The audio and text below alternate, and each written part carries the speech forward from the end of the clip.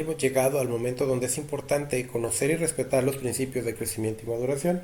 Entonces, hablando de crecimiento y maduración, encontramos dos principios importantes. Uno que es el cefalocaudal próximo distal, que habla que el crecimiento se da de arriba hacia abajo, de adentro hacia afuera.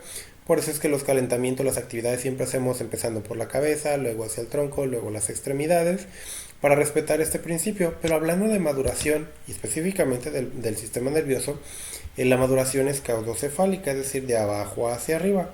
Y una vez que cada núcleo del sistema nervioso central va madurando, nos va dando como producto una función que en este caso en el área motriz es donde más fácil los podemos identificar. Por eso es que la importancia de que cuando hacemos una historia clínica, una historia del desarrollo, preguntemos por los hitos del desarrollo motor o algunos otros hitos e identifiquemos en qué periodo aproximadamente es que estos han de presentarse para saber el ritmo en el cual el neurodesarrollo se ha ido presentando.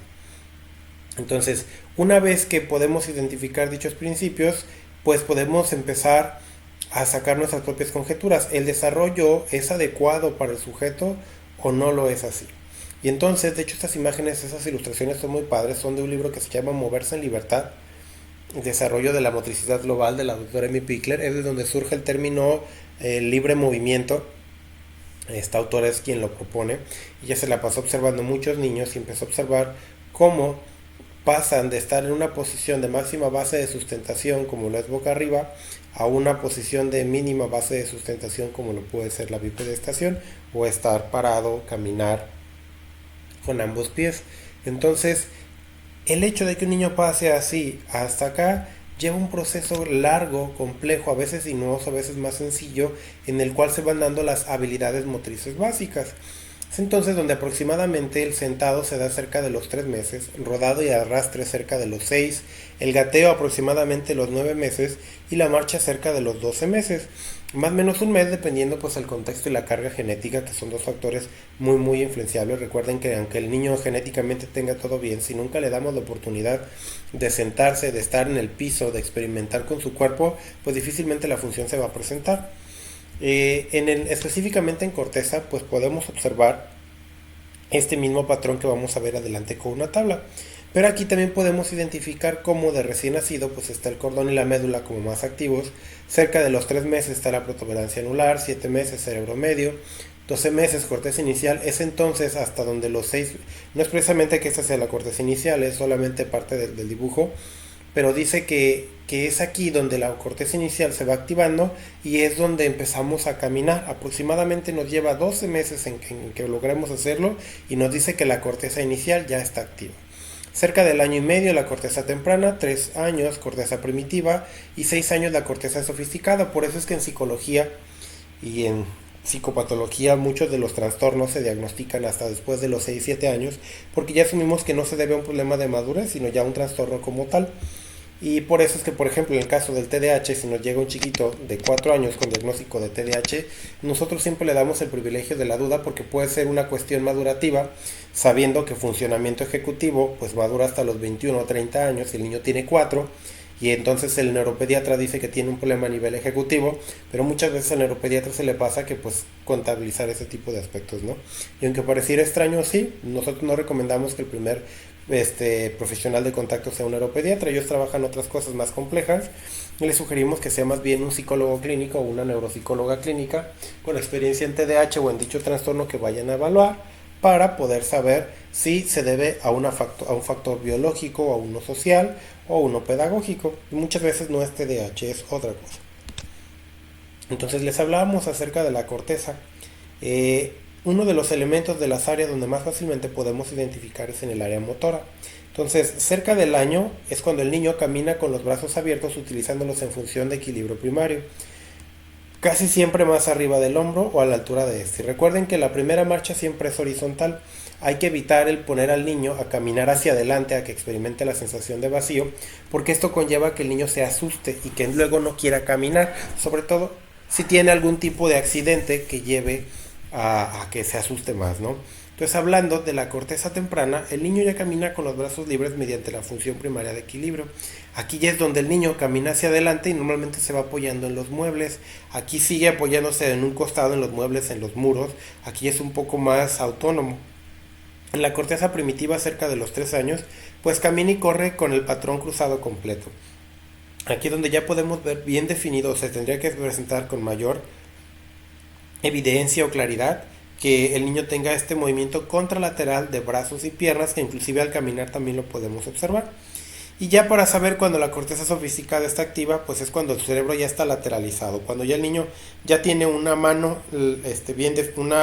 una preferencia manual bien definida, ya sea zurdo, derecho, hay niños que son ambidiestros, pero eso no lo podemos saber hasta que llegan los 6 años. Recordando el caso del niño anterior, pues podemos ver que los padres decían que desde antes, menos del año, el niño ya era zurdo. Eso no es así, eso nos dice que tenía un problema en cierto lado de su cerebro, en este caso el lado derecho, porque se manifestaba del lado izquierdo, y entonces había un problema con él. Gracias a estos datos pues nos permite ir haciendo las adecuaciones correspondientes.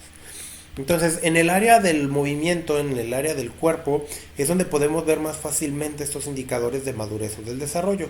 Para eso es muy importante que identifique la diferencia entre neuromotricidad y psicomotricidad. La neuromotricidad hace referencia al proceso del movimiento y la relación orgánica neurológica, y la psicomotricidad pues hace referencia a los procesos psíquicos o del pensamiento. Entonces, hablar de psicomotricidad es hablar de emociones, es hablar de pensamientos, es hablar de lenguaje y movimiento. Y hablar de neuromotricidad o del desarrollo neuromotor es hablar solamente del movimiento. Es entonces que la motricidad fina y gruesa está dentro del componente neuromotor, y hablar de una praxia motora es hablar de un elemento psicomotor.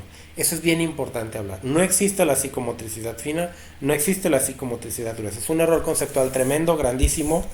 De favor no lo digan en mi presencia porque es un error muy grande, repito. Es el área motora fina, el área motora gruesa, que competen al componente de la neuromotricidad. Entonces, cuanto más automática sea la manera en que las acciones se producen, las acciones motrices se producen, pues mayores posibilidades existirán para el desarrollo del conocimiento. Ustedes ubiquen nada más a un niño que está aprendiendo a gatear. El gateo es un hito del desarrollo motor que también lleva grandes logros a nivel social. Porque el niño es independiente, el niño puede moverse en su contexto, puede moverse en su entorno, y es entonces que va ganando autonomía, puede socializar y puede estar más cerca de otro tipo de estímulos. Vean por ejemplo esta imagen.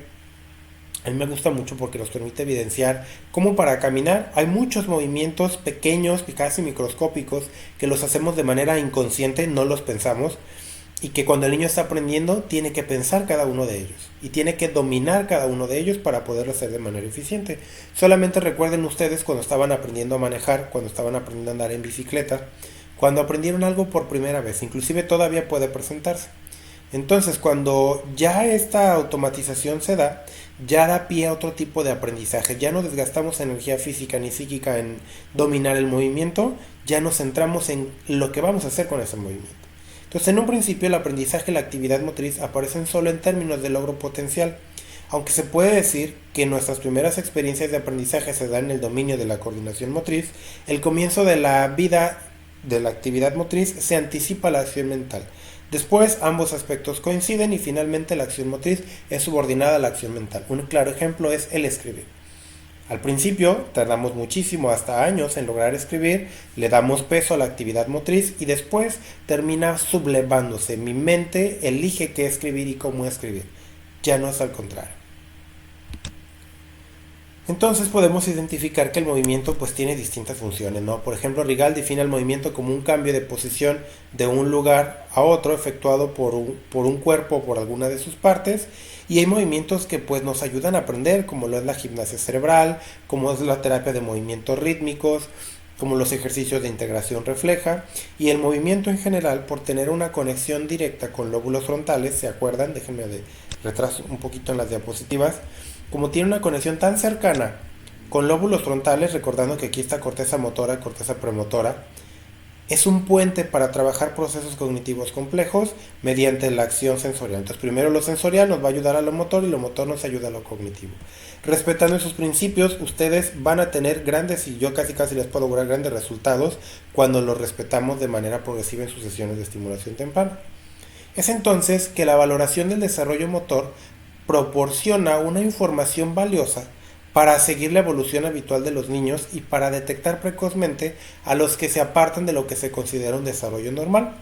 Dado que en estos momentos precoces de la vida es difícil para el profesional, ya sea un pediatra o un psicólogo, valorar el desarrollo psíquico, el retraso o la alteración de las adquisiciones motoras es uno de los datos más fácilmente observables para identificar el grupo de niños que pueden evolucionar desfavorablemente. Y esto ya nos va a dar un pie para el siguiente nivel cuando veamos evaluación del neurodesarrollo y para que ustedes puedan fundamentar sus intervenciones para estimular el desarrollo, dándole un gran peso a la actividad sensorial y motora. Y vamos a hacer una pequeña pausa de este lado. Les pedimos nada más que si tienen alguna duda, alguna pregunta, nos comenten. De lo contrario, pues pueden seguir con la siguiente cápsula.